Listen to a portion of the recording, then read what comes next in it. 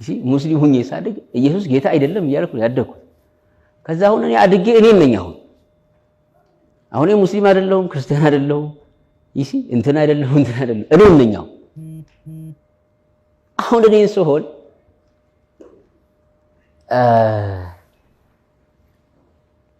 ልክ ነበርኩ is my question ስለዚህ ክርስቲያኑም ጌታ ነው ብሎ ያድጋል ልክ ነበር የትኛቸው ነው ልኩ የትኛው ነው አሁን ቅድም እምነት ያድናል ያልከው ፖይንት ላይ ቆንጆ ፖይንት ስለሆነ እምነት በጣም ነው የሚያድነው በነገራችን ላይ እነዚህ ሁለት ግሩፖች ኢየሱስ ጌታ ነው ጌታ አይደለም ያሉት ሰዎች ድነዋል በህይወት እያሉ ነው ይዳሉ ከሞቱ በኋላ ይቀጥላል ምዕራፉ በኋላ አሁን ግን እኔ ሙስሊምም ክርስቲያንም አይደለሁም እያለ ነው በፊት ሙስሊም ነበርኩ አሁን ግን ሙስሊምም ክርስቲያን አይደለሁም የፍልስፍና መጨረሻ የመላሂዳዎች መጨረሻ እንደዚህ ነው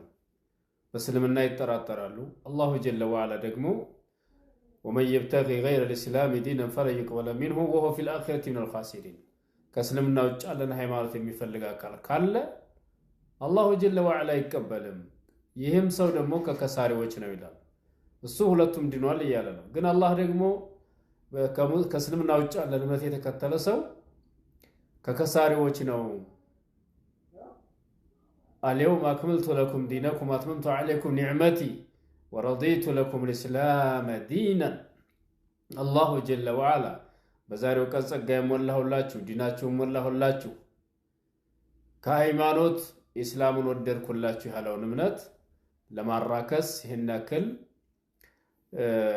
يفلسفنا أدقاو من يأكل سويو نيت انداد الرسو يأياتشو نو ني مسلم كريستيان ماري الله هذا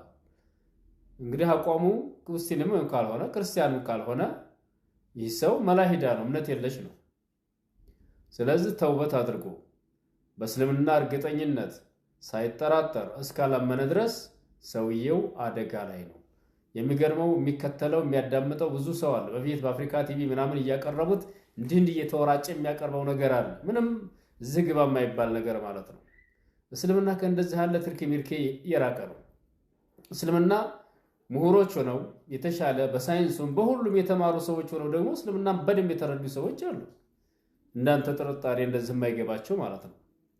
ስለዚህ ተውበት አድርገህ ሸሃዳ አድርገህ ወደ እስላም ካልተመለስክ እምነትህ አደጋ ላይ መሆኑን በዚህ ማወቅ ያስፈልጋል ሙሉ ቪዲዮ ከተቻለ ኢንሻአላህ ታዳምጡታላችሁ ግን በጣም ከባድ ነው ሱብሃንአላህ